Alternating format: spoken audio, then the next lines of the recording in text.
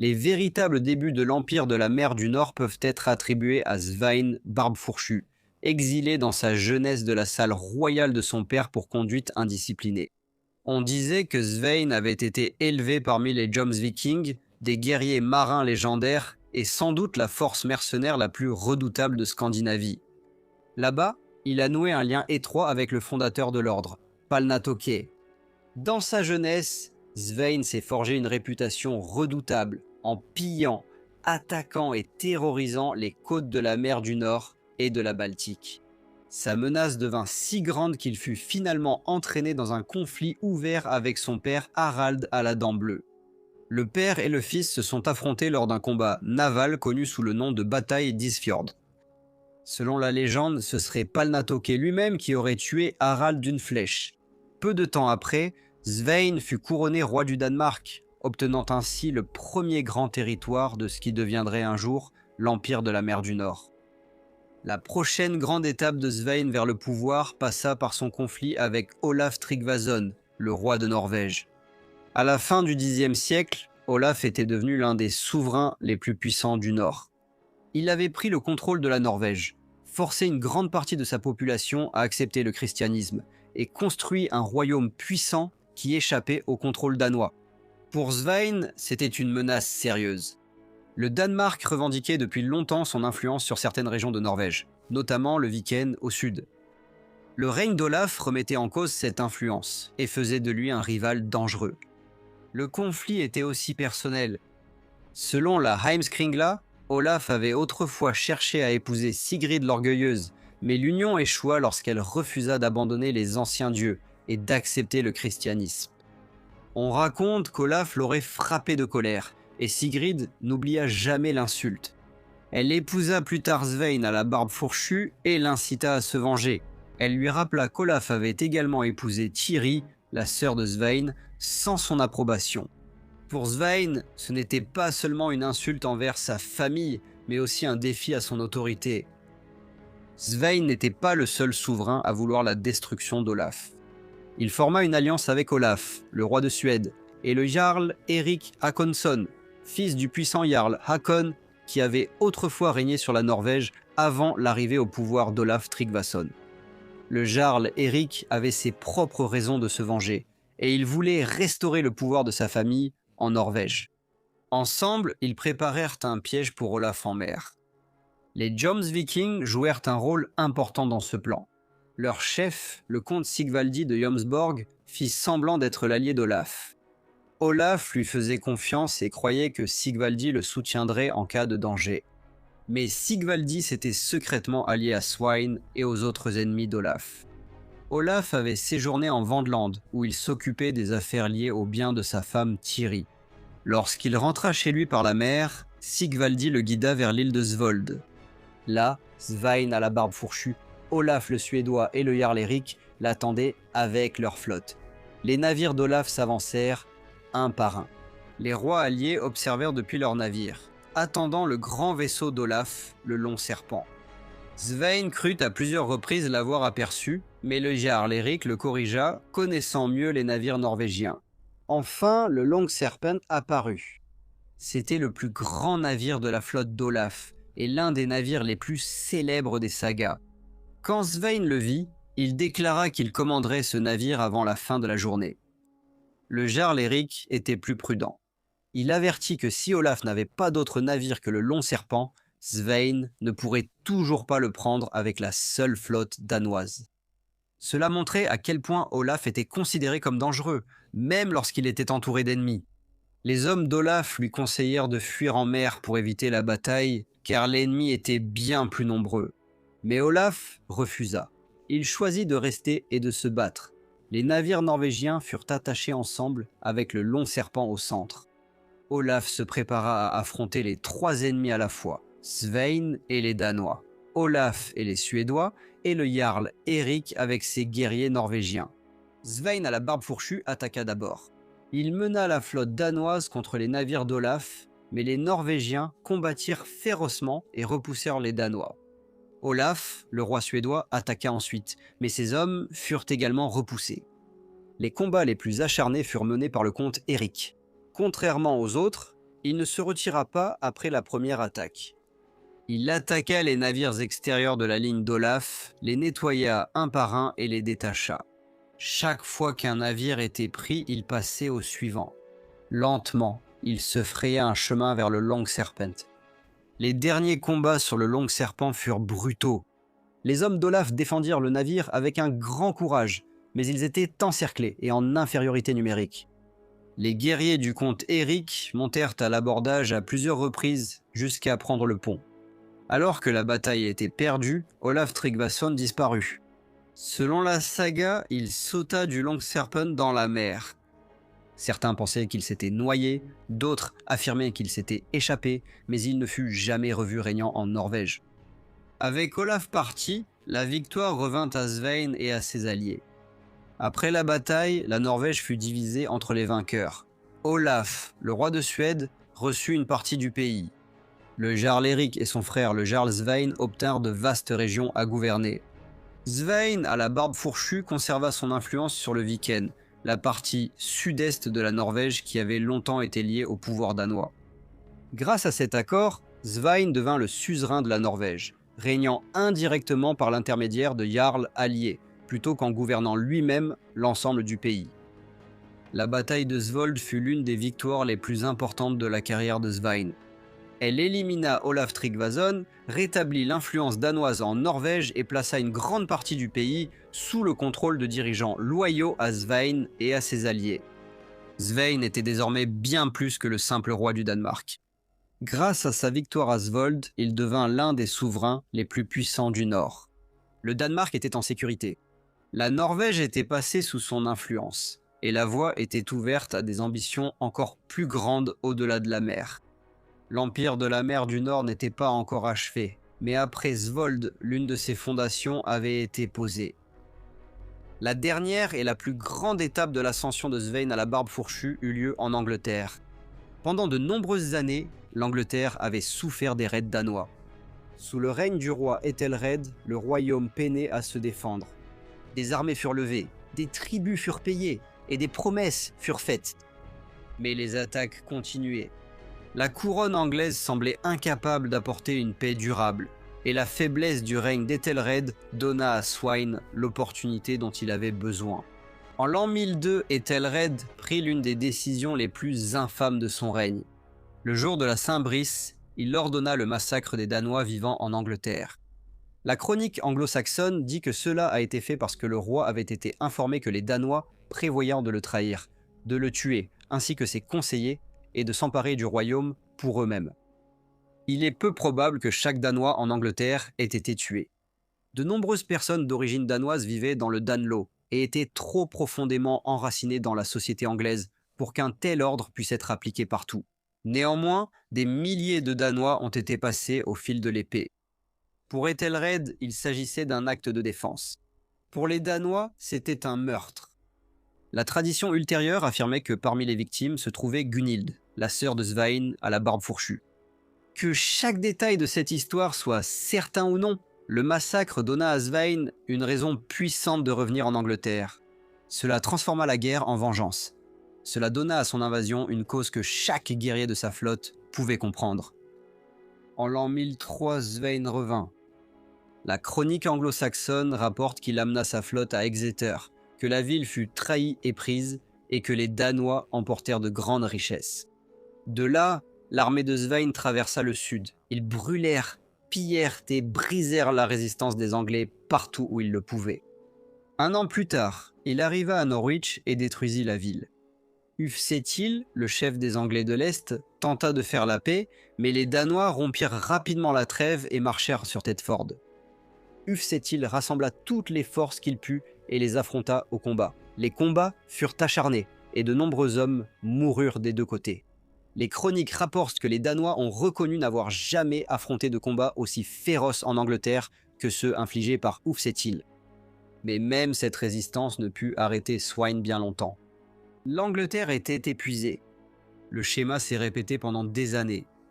Les armées danoises allaient et venaient, les villes brûlaient, des tribus étaient versées. Les armées anglaises n'ont pu piéger les envahisseurs, ni obtenir de victoire décisive. Ethelred resta roi, mais son autorité s'affaiblissait. Chaque raid le faisait paraître de moins en moins capable de protéger son peuple. Chaque paiement du Danegeld rendait la prochaine invasion plus probable. En l'an 1013, Svein était prêt pour la conquête. Cette fois, il n'est pas venu seulement pour piller, il est venu pour prendre le royaume. Avant le mois d'août de cette année-là, Svein est arrivé à Sandwich avec une grande flotte. De là, il a navigué autour de l'Est Anglie et est entré dans le Humber. Il a ensuite remonté la rivière Trent jusqu'à ce qu'il atteigne Gainsborough. Sa campagne a été rapide, organisée et décisive. Le premier à se soumettre fut le comte Uhtred de Northumbrie. Après lui vinrent les Northumbriens, le peuple de Lindsey, les 5 bourgs et tous les habitants au nord de la route de Watling. Ils donnèrent des otages à Svein et acceptèrent son autorité. C'était un tournant décisif. Le nord et les anciennes régions danoises d'Angleterre avaient choisi Svein. Une fois qu'il sut que le nord s'était soumis, Svein ordonna que son armée soit approvisionnée en nourriture et en chevaux. Il se dirigea ensuite vers le sud, laissant ses navires et les otages sous la garde de son fils Knut. C'était également un moment important dans l'ascension de Knut. Le jeune prince faisait désormais partie de la conquête de son père, apprenant comment l'Angleterre avait été conquise. Sweyn a traversé Watling Street et a mené son armée au cœur du royaume. La chronique dit que ces hommes ont causé les plus grands dégâts qu'une armée puisse faire. Oxford s'est soumis, Winchester s'est soumis, les 2 villes ont donné des otages. Puis Sweyn s'est tourné vers Londres. Londres était différente. Ethelred était à l'intérieur de la ville, et Thorkel le grand guerrier danois qui était entré au service d'Ethelred, s'y trouvait aussi. Les habitants de Londres ont refusé de se rendre. Sweyn a attaqué, mais la ville a résisté. Certains de ses hommes se sont noyés dans la Tamise pendant l'assaut, et il a été forcé de se retirer. Mais cela n'a pas sauvé Ethelred. Sweyn marcha vers l'ouest jusqu'à Wallingford puis jusqu'à Bath. Là, les Ealdorman et Telmar vinrent à lui avec les Tans de l'ouest. Ils se sont soumis et ont donné des otages. Avec cela, l'ouest a également accepté la domination de Svein. Le royaume s'effondrait autour d'Ethelred. Une fois que Svein eut pris le contrôle de l'ouest, il retourna vers le nord, à ses navires. À ce moment-là, la chronique dit que tout le peuple l'accepta comme roi. Londres, voyant que le reste de l'Angleterre s'était soumis et craignant la destruction, finit par céder elle aussi. Le règne d'Ethelred était terminé. Le vieux roi envoya la reine Emma et leurs fils, Édouard et Alfred, de l'autre côté de la mer, en Normandie. Lui-même se retira d'abord sur l'île de Wight, puis il partit aussi en exil en Normandie. L'Angleterre, qui avait été gouvernée pendant des générations par la maison de Wessex, appartenait désormais à Svein Barbe Fourchue. Svein fut couronné et accepté comme roi d'Angleterre en l'an 1013. Son règne en Angleterre fut court, mais son importance fut énorme. Il était déjà roi du Danemark. Depuis la chute d'Olaf Tryggvason, il détenait également le pouvoir sur la Norvège grâce à des jarls alliés. À présent, il avait conquis l'Angleterre, le royaume le plus riche du Nord. En l'espace d'une vie, Svein était passé du statut de rebelle au Danemark à celui de souverain d'un empire du Nord. L'Iconium d'Emma, rédigé plus tard pour faire l'éloge de la reine Emma et de la maison royale danoise, présente cette conquête comme le début d'un grand destin royal. Il est dit que Svein a acquis un grand honneur terrestre grâce au règne de l'empire qu'il gouvernait. Dire que l'empire de la mer du Nord a débuté avec lui. Le triomphe de Svein dépassait la simple victoire d'un pillard viking. C'était la chute d'un roi anglais et l'avènement d'un nouvel ordre dans le monde de la mer du Nord. Le Danemark avait été sécurisé. La Norvège avait été placée sous son influence. L'Angleterre l'avait maintenant accepté comme roi. Pendant un bref instant, Svein à la barbe fourchue s'est tenu au-dessus des 3 grandes puissances des mers du Nord. Son règne ne dura pas longtemps, car il mourut à Gainsborough en février de l'an 1014, seulement quelques semaines après sa victoire finale. Mais sa conquête a changé l'histoire. Cela a prouvé que l'Angleterre pouvait être prise par un roi danois, et cela a préparé la voie à Knut, qui reviendrait pour bâtir l'empire que son père avait commencé. Svein n'a pas vécu assez longtemps pour profiter de la gloire de son accomplissement. Au moment de sa mort, les fondations de l'Empire de la mer du Nord avaient été posées. Lorsque Svein à la barbe fourchue est mort en l'an 1014, son empire ne passa pas sans heurts aux mains de son fils. Knut était encore jeune. Il avait été laissé en Angleterre avec la flotte danoise, et beaucoup de ceux qui s'étaient soumis à Svein hésitaient désormais. Les nobles anglais avaient accepté Svein comme roi, mais ils n'avaient pas encore accepté Knut. Le vieux roi Ethelred était toujours vivant en Normandie, et beaucoup d'Anglais se tournaient maintenant vers lui, non pas parce qu'ils l'aimaient, mais parce qu'il était le roi qu'ils connaissaient. Les conseillers anglais firent venir Ethelred et lui proposèrent de revenir, à condition qu'il les gouverne mieux qu'avant. C'était un moment rare dans l'histoire anglaise. Un roi qui avait perdu son trône était rappelé, mais pas sans condition. Ethelred promit d'être un meilleur seigneur pour son peuple, de pardonner à ceux qui s'étaient retournés contre lui et de gouverner plus justement. Ainsi, Ethelred revint d'exil. Knut ne pouvait tenir l'Angleterre seul. La conquête de son père avait été soudaine et puissante, mais elle n'était pas encore assurée. Avec le retour d'Ethelred, Knut a été forcé de partir. Avant de prendre la mer, la chronique anglo-saxonne rapporte un dernier acte de cruauté. Les otages qui avaient été remis à son père furent amenés à Sandwich, mutilés et abandonnés. Leurs mains, leurs oreilles et leurs nez furent coupés. C'était un message brutal. Canute avait été chassé, mais il n'avait pas renoncé à sa revendication. Il reviendrait. Pendant un court moment, Ethelred retrouva son royaume. Mais l'Angleterre était toujours divisée et faible. Le roi avait promis des réformes, mais les anciens problèmes demeuraient. Les nobles se méfièrent les uns des autres. Le pays était épuisé par des années d'invasion. Le nord et les anciennes régions danoises étaient encore sous l'influence de Canute. La maison de Wessex avait survécu, mais elle n'avait pas retrouvé sa force. En l'an 1015, Canute est revenu. Selon l'Iconium d'Emma, Canute est retourné au Danemark, a rassemblé ses forces et a préparé une nouvelle invasion. Thorkel le Grand, l'un des plus grands guerriers de l'époque, est revenu vers lui et l'a incité à retourner en Angleterre. L'Iconium décrit la flotte de Canute comme magnifique et terrifiante, remplie d'hommes armés, de boucliers étincelants et de navires décorés d'or et d'argent. Ce récit est rédigé pour faire l'éloge de Canute, mais il montre comment son retour a été retenu, non pas comme un raid, mais comme l'arrivée d'un roi venant réclamer ce qu'il considérait comme son héritage. La chronique anglo-saxonne indique que Canute arriva à Sandwich avec une vaste flotte. De là, il a navigué vers l'ouest et a recommencé sa conquête. Le Wessex s'est soumis à lui et il a pris des otages parmi la population. Peu après, le puissant Ealdorman Eadric Streona, le comte de Mercie, l'a rejoint avec 40 navires. C'était un coup dur pour Ethelred. Eadric avait longtemps été l'un des hommes les plus dangereux de la politique anglaise. Il était intelligent, ambitieux et peu fiable. Sa décision de rejoindre Canute montrait que, même parmi l'élite anglaise, la confiance en Ethelred s'effondrait. Pendant que Canute avançait, l'Angleterre sombrait dans la crise.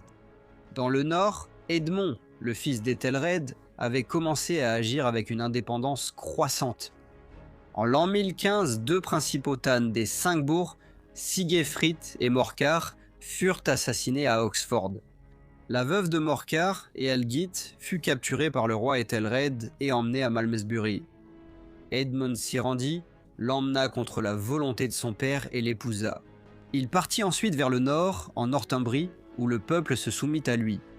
Ce n'était pas qu'un mariage, c'était aussi un acte politique. Edmund consolidait déjà son pouvoir alors que son père vivait encore. Il devenait l'homme vers qui de nombreux Anglais se tourneraient lorsqu'Ethelred ne pourrait plus défendre le royaume. Knut et Edmund s'élevaient désormais en même temps. Knut était le fils de Sweyn Forkbeard, héritier de la conquête danoise de l'Angleterre. Edmund était le fils survivant le plus fort d'Ethelred, héritier de l'ancienne maison royale de Wessex. Entre eux se dressait un royaume brisé. En l'an 1016, Ethelred est mort. Il est mort le 23 avril, le jour de la Saint-Georges, après un long règne troublé. Peu de rois anglais avaient affronté un tel désastre. Il avait perdu son royaume une fois, était revenu d'exil, puis avait vu Knut envahir de nouveau. Sa mort laissa l'Angleterre divisée. Le peuple de Londres choisit Edmond comme roi. tandis que d'autres se soumirent à Knut. À partir de ce moment, la guerre devint un affrontement entre deux jeunes rois. Edmond gagna le surnom de Côte de Fer parce qu'il combattait avec une telle force et endurance. Il n'a pas hérité d'un trône paisible. Il a hérité d'un royaume attaqué, avec des ennemis à l'intérieur et à l'extérieur de ses frontières. Il n'a pourtant pas cédé et s'est battu. Cnut a d'abord assiégé Londres, mais la ville a résisté. Londres était restée loyale alors que beaucoup d'autres s'étaient soumis, et sa défense est devenue l'un des atouts majeurs de la cause d'Edmond. Cnut a tenté de prendre la ville par la force, mais elle lui a résisté. Edmond est ensuite allé en Wessex pour rallier du soutien. Les hommes du Wessex l'ont accepté, et il a levé une armée contre les Danois. La guerre a évolué rapidement. Les deux camps se sont affrontés à plusieurs reprises, aucun n'étant capable de détruire l'autre immédiatement. Les premiers grands combats ont eu lieu à Penswood. Edmond a combattu les forces de Knut, puis ils se sont retrouvés à Sherstone. La bataille de Sherstone fut dure et sanglante, durant plus d'une journée. Les Anglais et les Danois ont tous deux subi des pertes, et aucun camp n'a remporté de victoire décisive. Et puis vint Brentford. Edmond a combattu près de Londres. Les Anglais y ont remporté un succès, mais de nombreux hommes d'Edmond se sont noyés dans la Tamise parce qu'ils avaient traversé trop précipitamment à la recherche de butin. Pourtant, Edmond avait prouvé que Knut pouvait être vaincu. La lutte continua. Knut restait dangereux, et Edmond devait continuer à lever des armées dans un pays épuisé. La dernière grande bataille eut lieu à Assandoun, en octobre de l'année 1016.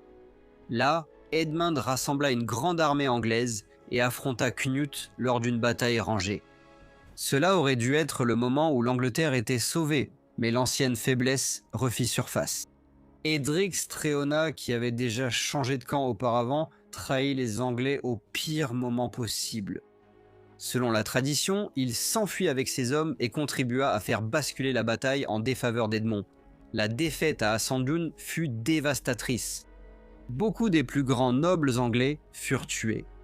Guillaume de Malmesbury écrivit plus tard que sur ce champ, Knut détruisit un royaume et que la fleur de l'Angleterre s'y fana. On s'en souvint comme de la bataille qui brisa la dernière grande résistance à la conquête danoise. Mais Edmond survécut. Il s'échappa vers l'ouest et tenta encore de poursuivre la guerre. Knut le poursuivit jusqu'au Gloucestershire.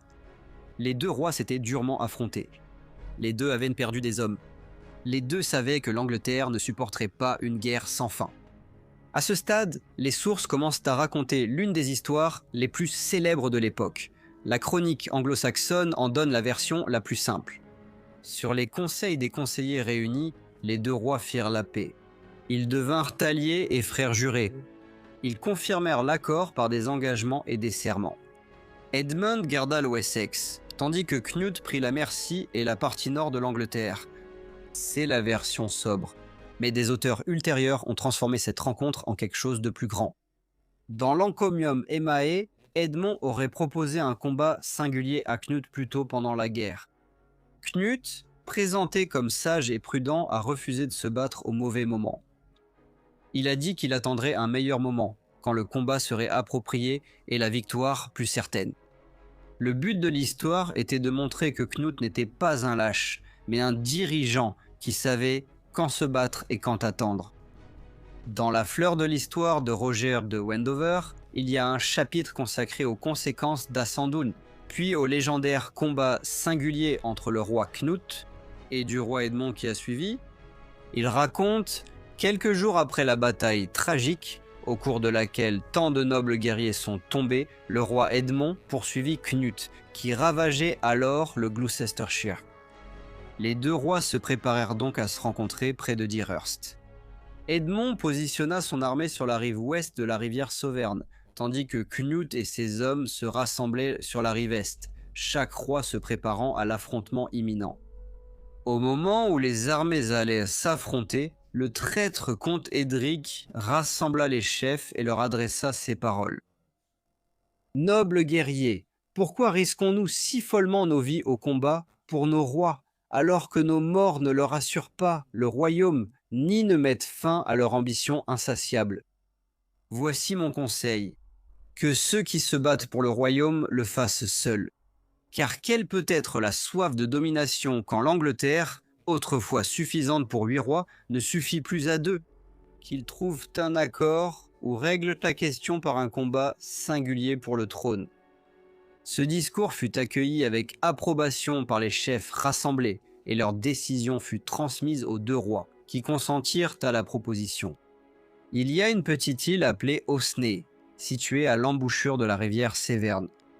Les rois gagnèrent cette île parés de leurs plus belles armures et commencèrent leur duel fatidique sous les yeux de leurs 2 armées. Ils combattirent vaillamment, parant les coups de lance de l'autre avec leurs boucliers solides jusqu'à ce que les 2 lances se brisent. Puis, tirant leurs épées, ils s'engagèrent dans un combat féroce au corps à corps, leurs épées résonnant contre leurs casques avec une telle force que des étincelles jaillissaient à chaque choc. Le courage d'Edmond était évident, alors qu'il se battait avec un cœur ardent, sa force grandissant à chaque coup. Il leva la main droite, brandissant son épée avec une force prodigieuse, assénant coup sur coup sur la tête de Knut, comme s'il lançait des éclairs, plutôt que de frapper avec une épée. Mais à mesure que la bataille se prolongeait, Knut commença à sentir ses forces décliner, et il comprit qu'il ne pourrait pas endurer l'assaut bien plus longtemps. Après avoir réfléchi à ses options, il choisit de tenter la paix. Cependant, sachant qu'Edmond cherchait à le tuer, Knut, avec une détermination rusée, prit une profonde inspiration et fonça sur Edmond avec une détermination renouvelée. Il se retira alors soudainement et, d'une voix emplie de respect, demanda une pause, sollicitant un moment de dialogue. Edmond, toujours le guerrier courtois, abaissa son bouclier au sol et écouta attentivement Knut, qui parla ainsi. « Jusqu'à présent, j'ai convoité ton royaume, le plus brave des hommes. Mais à présent, je découvre que je désire non seulement ton royaume, mais surtout ton amitié, plus que tout. Le Danemark se soumet à moi, la Norvège se plie à mon règne, et même le roi des Suédois a prêté allégeance. La fortune m'a favorisé dans mes terres, mais c'est ton courage extraordinaire qui a conquis mon cœur. Je préférerais t'avoir comme compagnon, plutôt que de conquérir ton royaume. Régnons ensemble, toi et moi. » Sans hésitation, le roi Edmond, le cœur touché par les paroles de Knut, accepta gracieusement son offre. Ainsi, les 2 rois décidèrent de se partager le royaume entre eux. Édouard aurait le contrôle des terres au sud de la Tamise, y compris l'Essex, l'Est Anglie et la ville de Londres, la capitale. Knut conserverait les régions du nord. Les 2 rois, ayant mis de côté leurs armures splendides, se sont embrassés devant leurs armées, leurs cœurs unis dans la paix. Comme symbole final de leur réconciliation, ils échangèrent leurs vêtements et leurs armes, chacun prenant l'identité de l'autre. Edmond devint Knut et Knut devint Edmond. On ne sait pas si le duel a réellement eu lieu. La chronique anglo-saxonne ne le mentionne pas. Le récit le plus ancien et le plus fiable dit seulement que les rois se sont rencontrés, ont fait la paix et sont devenus frères jurés. Mais la légende a survécu parce qu'elle a saisi le sens de ce moment. Edmond et Knut s'étaient affrontés à travers l'Angleterre et aucun des 2 ne semblait prêt à céder. L'idée qu'ils se soient finalement retrouvés face à face, l'âme contre l'âme, avant de choisir la fraternité plutôt que la destruction, est devenue l'un des grands récits de la conquête danoise. La paix qui suivit divisa l'Angleterre. Edmond garda le Wessex, Knut prit la Mercie et le Nord.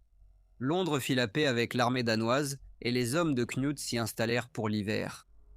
L'Angleterre avait maintenant 2 rois, un Anglais, un Danois, liés par serment, mais l'accord ne dura pas.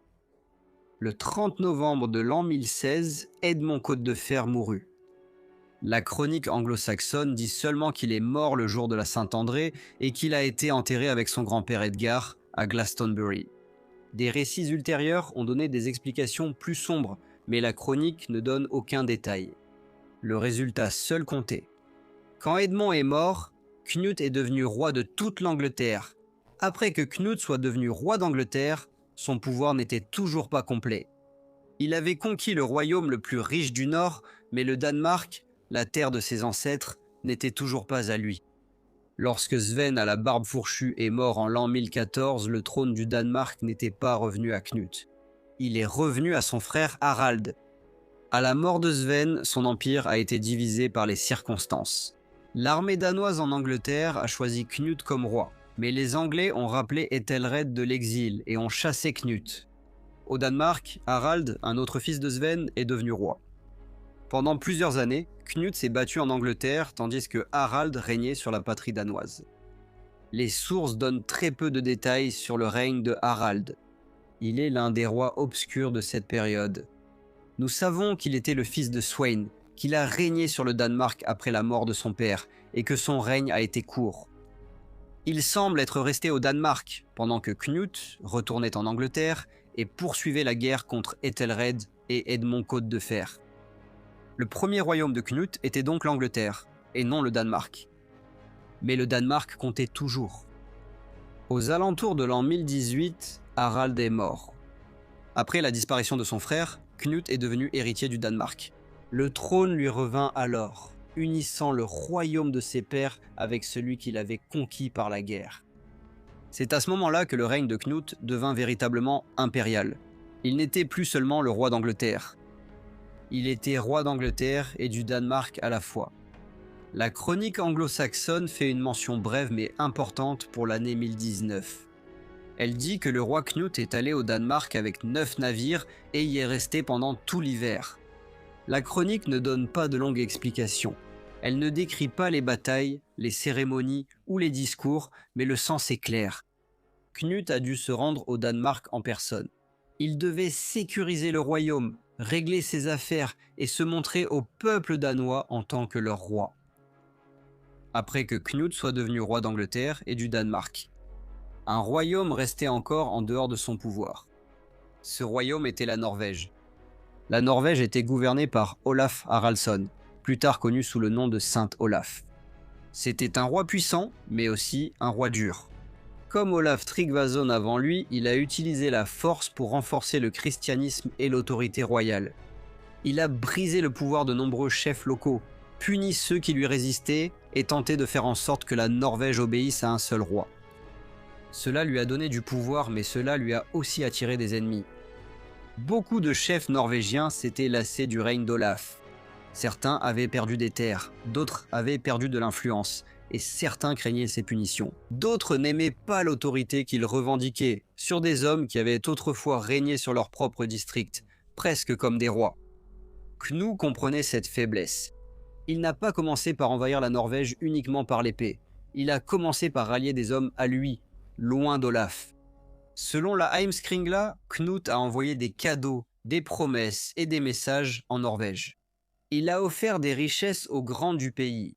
Il a promis l'honneur à ses soutiens. Il a redonné espoir à ceux qui avaient souffert ou s'étaient sentis ignorés sous Olaf. C'était l'une des plus grandes qualités de Knut comme dirigeant. Il savait que les royaumes ne se gagnaient pas seulement par les batailles, mais aussi par la loyauté, l'argent et la patience. Olaf a vu ce qui se passait. Il a compris que le pouvoir de Knut devenait trop puissant. Knut avait désormais l'Angleterre derrière lui, avec sa richesse et ses navires. Il avait le Danemark comme patrie et base. S'il obtenait également du soutien à l'intérieur de la Norvège, Olaf serait encerclé. Alors Olaf a conclu une alliance avec Hanon Jacob, le roi de Suède. Ensemble, Olaf et le roi suédois se sont opposés au pouvoir de Knut au Danemark. Leur objectif était de frapper avant que Knut ne puisse déployer toute sa force contre la Norvège. Cela mena à la bataille de la Sainte Rivière, appelée Helge. Les récits de la bataille diffèrent. La chronique anglo-saxonne dit que Knut a combattu contre une grande force venue de Suède et que de nombreux Danois et Anglais ont été perdus. Elle dit même que les Suédois sont restés maîtres du champ de bataille. Dans cette version, Knut a subi de lourdes pertes. La Heimskringla raconte l'histoire différemment. Il dit qu'Olaf et Hanon ont usé de ruse. Ils ont bloqué la rivière et ont relâché l'eau contre la flotte de Knut, détruisant de nombreux navires et tuant beaucoup d'hommes. Mais la force principale de Knut a survécu. Olaf et Hanon avaient obtenu tout ce qu'ils pouvaient, mais ils n'ont pas pu détruire Knut. Ils se sont retirés pour éviter une bataille majeure. Même si Knut a subi des pertes, sa puissance n'était pas brisée. Il avait toujours l'Angleterre et le Danemark. Il avait toujours plus de richesses que ses ennemis. Olaf, quant à lui, perdait du soutien en Norvège. Après Helge, Knut a poursuivi son œuvre. Il ne s'est pas précipité aveuglément en Norvège. Il a attendu que la position d'Olaf s'affaiblisse.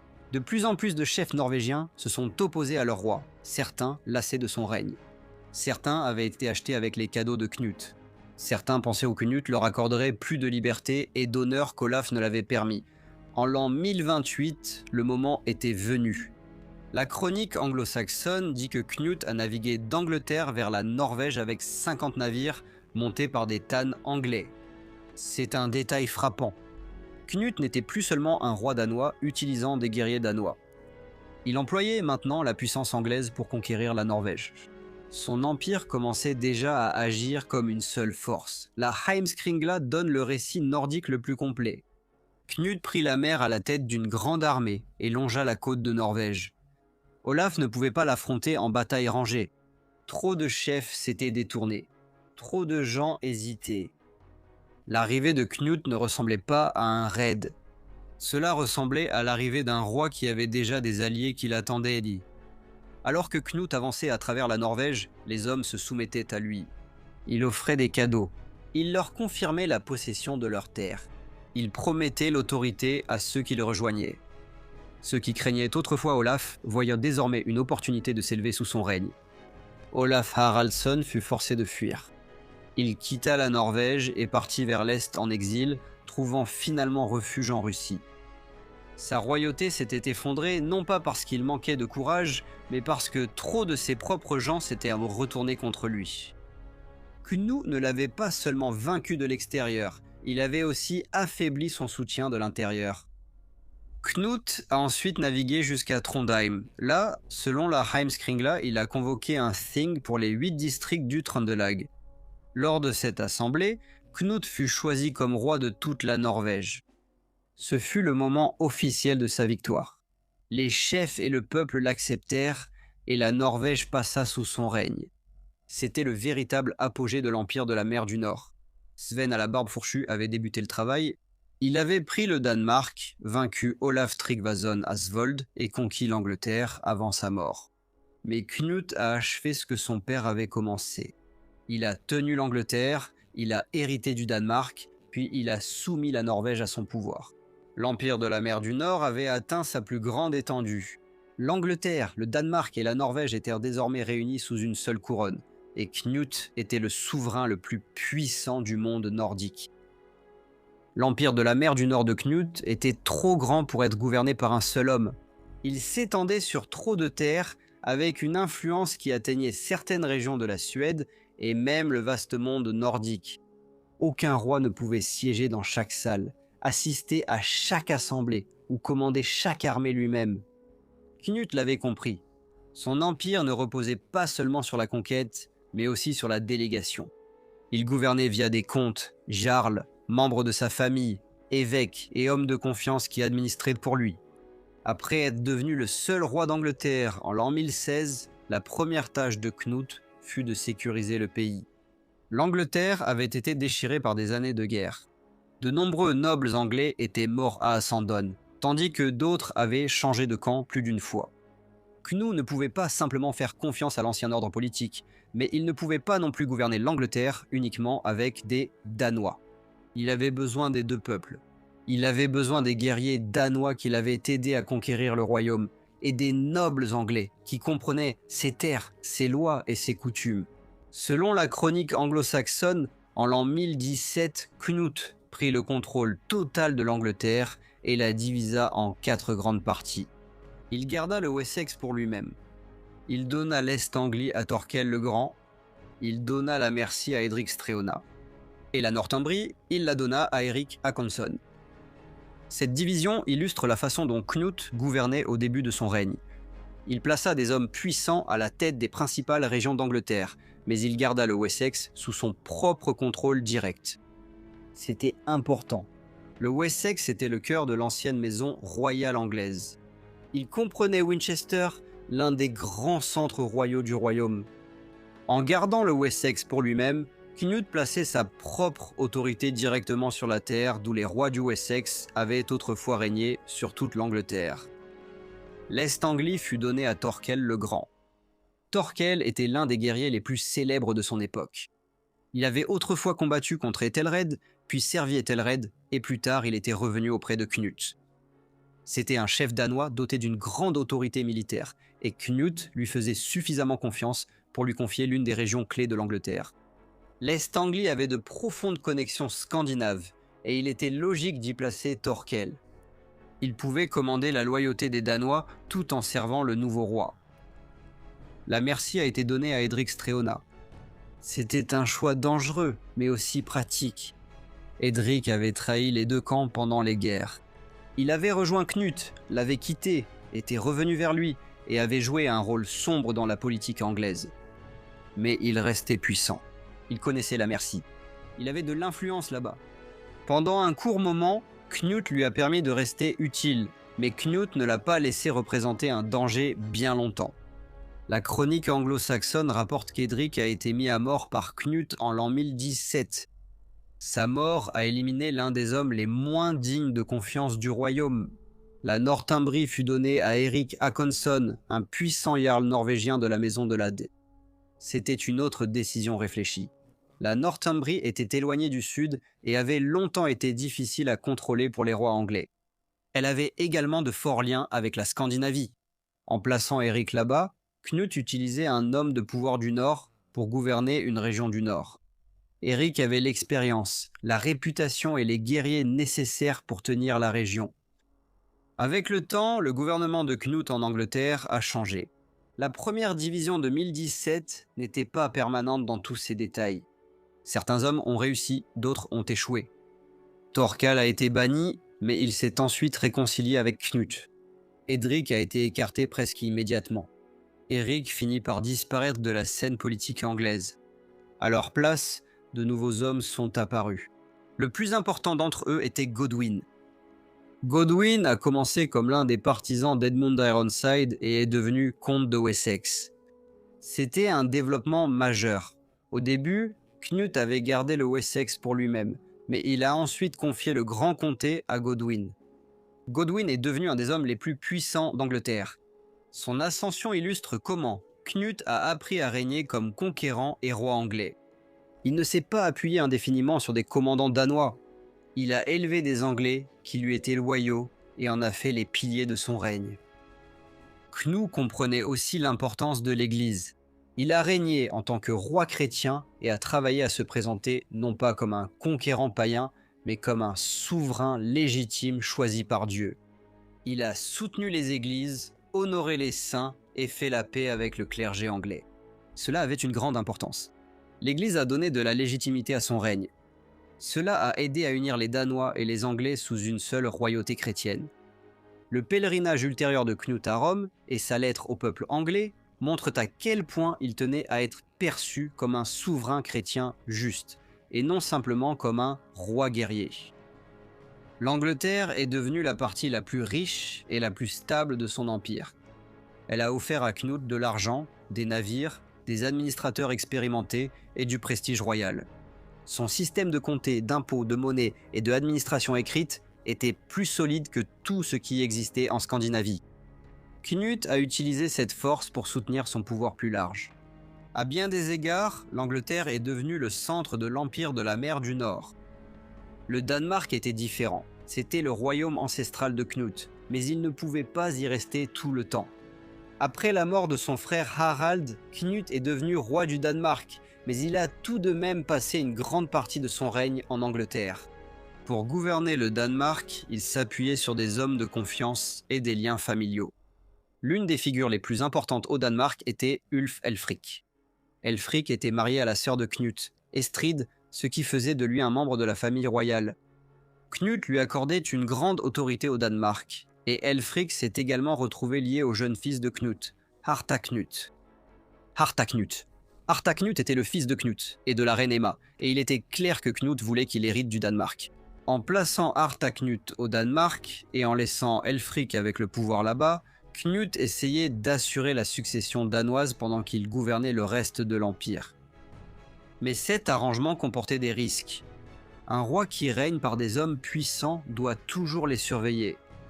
Elfric est devenu trop puissant. La tradition ultérieure dit qu'il a aidé à faire accepter Harta Knut comme roi au Danemark pendant l'absence de Knut. Un geste qui pouvait être vu soit comme une protection de l'héritier royal, soit comme un défi à l'autorité même de Knut. Assez rapidement, Knut fit tuer Elfric. Cela montrait que même les liens familiaux ne protégeaient pas un homme qui menaçait le pouvoir du roi. La Norvège était encore plus difficile à diriger. Il confia la responsabilité à Elfric Hakon Eriksson. Le règne de Hakon ne dura pas longtemps. Après sa mort, Knut plaça son propre fils Sweyn à la tête de la Norvège avec la mère de Sweyn, Elfgifu de Northampton, comme figure principale du gouvernement. C'était une forme de contrôle royal plus direct. Au lieu de gouverner par l'intermédiaire d'un ancien jarl norvégien, Knut tenta désormais de gouverner la Norvège par l'intermédiaire de sa propre famille. Cette décision a affaibli sa position. Svein était jeune et Elfgifu était impopulaire. Le règne qu'ils ont instauré en Norvège a été sévèrement jugé dans la tradition ultérieure. De nouvelles lois, des charges accrues et l'influence étrangère ont irrité de nombreux Norvégiens.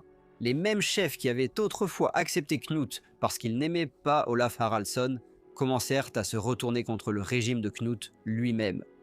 Cela montrait le danger de l'Empire. La Norvège pouvait être conquise via le ressentiment local, mais difficile à maintenir sous domination étrangère. Dans tout l'Empire, la méthode de Knut était claire. En Angleterre, il dirigeait via de grands comtes. Au Danemark, il gouvernait par la famille, les jarls et l'autorité royale sur sa patrie. En Norvège, il a d'abord gouverné par l'intermédiaire des chefs locaux et de la dynastie Lade, ainsi que par son propre fils et Elfgifu. Chaque royaume nécessitait une forme de contrôle différente. Ses propres titres montrent l'ampleur de son ambition.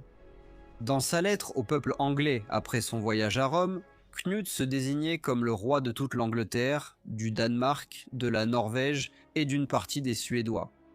Ce n'était pas le titre d'un petit roi insulaire, c'était le titre d'un souverain qui voulait que ses sujets comprennent que son pouvoir s'étendait au-delà des mers du Nord. Pendant la majeure partie de son règne, Knut a bien géré ce système.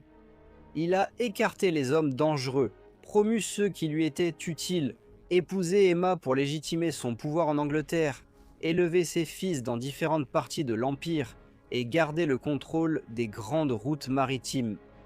Il passait d'un royaume à l'autre au besoin, utilisant la richesse d'une terre pour en consolider une autre. C'était là le génie du gouvernement de Knut. Il ne gouvernait pas l'Empire de la mer du Nord comme un seul pays. Il le gouvernait comme un réseau de royaumes, liés entre eux par des navires, de l'argent, des serments, la famille et la peur. L'Empire de la mer du Nord de Knut avait été construit par la guerre, l'héritage, la richesse et un règne attentif. Pendant un temps, il est resté uni. L'Angleterre, le Danemark et la Norvège étaient réunis sous une seule couronne, et Knut était le souverain le plus puissant du monde nordique. Mais l'Empire dépendait trop de lui. Il avait été maintenu uni par sa réputation, son jugement et sa capacité à susciter la loyauté au-delà des mers. Lorsqu'il est mort, toute la structure a commencé à s'affaiblir. Knut est mort en Angleterre en l'an 1035. La Heimskringla dit qu'il est mort le 13 novembre et qu'il a été enterré à Winchester. Elle donne également l'ampleur de son règne. Il avait régné sur le Danemark pendant de nombreuses années, sur l'Angleterre pendant près de 2 décennies et sur la Norvège pendant 7 ans. L'Empire avait atteint son apogée sous son règne, mais il ne passa pas sans heurts à un seul héritier. Au lieu de cela, il commença à se diviser entre ses fils. C'était la grande faiblesse de l'accomplissement de Knut. Il avait plus d'un fils, nés de mères différentes, et chacun avait droit à une partie de son héritage. Harold Pied de Lièvre, le fils d'Elfgifu de Northampton, était en Angleterre. Harta Knut, fils de la reine Emma, était au Danemark. Svein, un autre fils de Knut et d'Elfgifu, avait été placé à la tête de la Norvège. Ces 3 hommes représentaient 3 parties de l'Empire, mais ils ne l'ont pas maintenu uni comme Knut l'avait fait. La Norvège avait été la première à se détacher. Knut avait placé son fils Svein à la tête de la Norvège, avec Elfgifu de Northampton jouant un rôle de premier plan dans le gouvernement. Selon la Heimskringla, leur règne est devenu profondément impopulaire. Les Norvégiens s'en souvenaient comme d'un gouvernement strict, imposant de nouvelles charges et lois qui ont irrité le peuple. Les chefs qui avaient autrefois aidé Knut à chasser Olaf Haraldsson commencèrent alors à regretter ce qu'ils avaient fait. En l'an 1035, Magnus, le fils d'Olaf Haraldsson, revint d'exil. Magnus revint au bon moment. Sweyn et Elfgifu étaient détestés.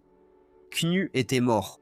Le Danemark et l'Angleterre étaient préoccupés par leurs problèmes de succession. Les chefs norvégiens se tournèrent alors vers Magnus et l'acceptèrent comme roi. Sweyn et Elfgifu furent contraints de quitter la Norvège. Ainsi, le règne de Sweyn en Norvège prit fin. Peu de temps après, Sweyn lui-même mourut. La Norvège avait été le dernier grand royaume ajouté au règne de Knut, et ce fut le premier à le quitter. L'Angleterre est également tombée dans l'incertitude. À la mort de Knut, Harthacnut était censé être l'héritier principal. Il était le fils de la reine Emma, et par elle, il était lié à l'ancienne maison royale d'Angleterre, ainsi qu'au Danemark.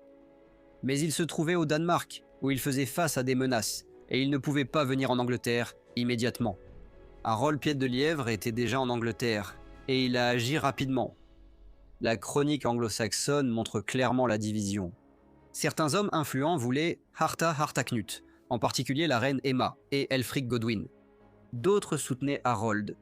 Lors d'une grande assemblée à Oxford, il fut convenu que Harold gouvernerait le nord de l'Angleterre et y exercerait le pouvoir, tandis qu'Emma tiendrait le Wessex au nom de Harthacnut.